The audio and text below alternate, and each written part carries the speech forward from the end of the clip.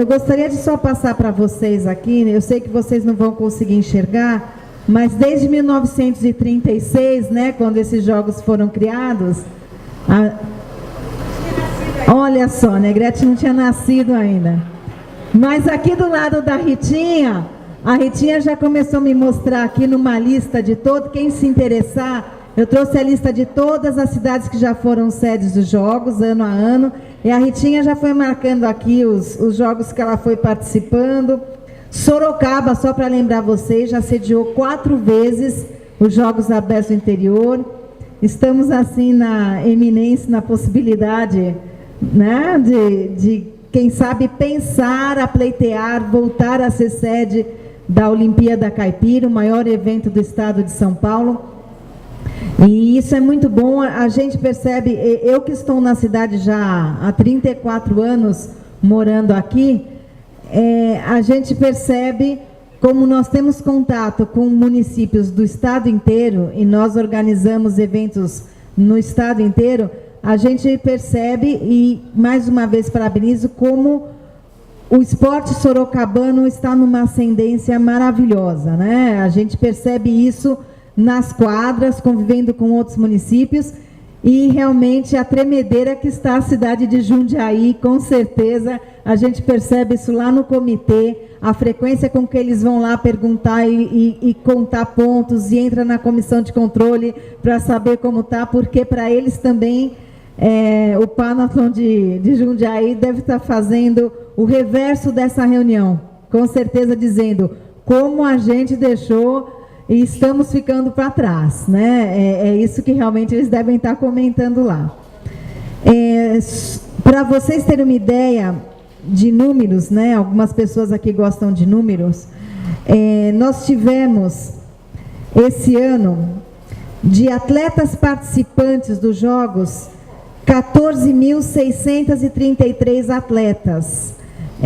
Se a gente pegar os números dos Jogos Olímpicos, vocês vão ver como é muito mais fácil nós sediarmos uns Jogos Olímpicos em Sorocaba do que sediarmos uma competição com quase 15 mil atletas. Quando eu digo atletas, essa estatística realmente não incluiu ali o número de dirigentes, o número de árbitros, o número de funcionários, o número de professores, o número de técnicos, o staff todo das delegações. Se nós formos, por exemplo, dirigentes, entre masculino e feminino, foram 2.500 dirigentes esportivos que estiveram participando, né? Então, o total geral para nós, entre dirigentes e atletas, ficou em 15.963 pessoas. Essa é a estatística. O boletim final dos jogos está no site, né? Só jogar Jogos Abertos do Interior, São Carlos, vocês vão ter todos esses dados, quem gostar. Os que estão nas faculdades de Educação Física, é um bom trabalho de TCC, quem quiser fazer algum trabalho, esses dados estão todos lá. O que eu gostaria de passar de logística é que hoje nós temos 2 divisões, a primeira e a segunda divisão dos Jogos Abertos do Interior. Quem vai para a primeira são os campeões e vices do ano anterior, mais o campeão e vice da segunda divisão do ano anterior. A cidade sede é convidada, se ela quer compor a primeira ou a segunda, né? Depende da cidade sede. E o primeiro colocado de cada modalidade dos jogos regionais. Então, por exemplo, Sorocaba ganhou o futsal masculino nos jogos regionais. Então, o futsal masculino vai compor a primeira divisão.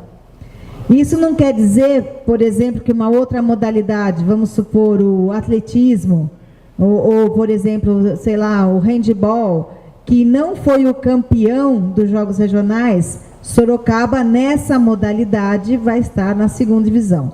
Só que tem uma coisa, o troféu de campeão geral dos Jogos não leva em conta a primeira e segunda divisão.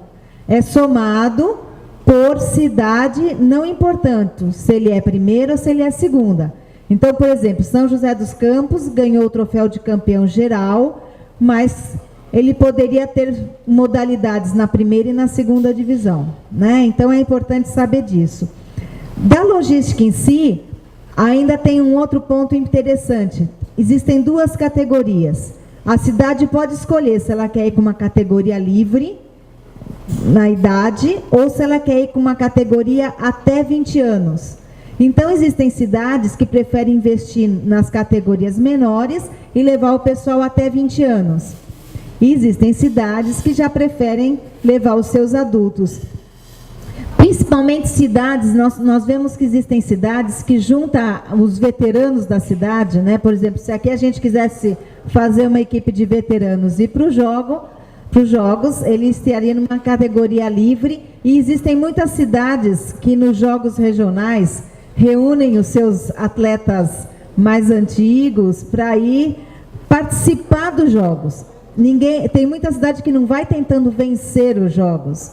Cidades que sabem que não tem condição de chegar a ser primeiro, segundo, ranquear, ganhar vaga nos jogos abertos, ainda existem cidades que ficam um ponto de encontro, onde todos os profissionais tiram férias nessa época, para no mês de julho juntar os amigos e ir participar dos jogos regionais. Ainda existe isso.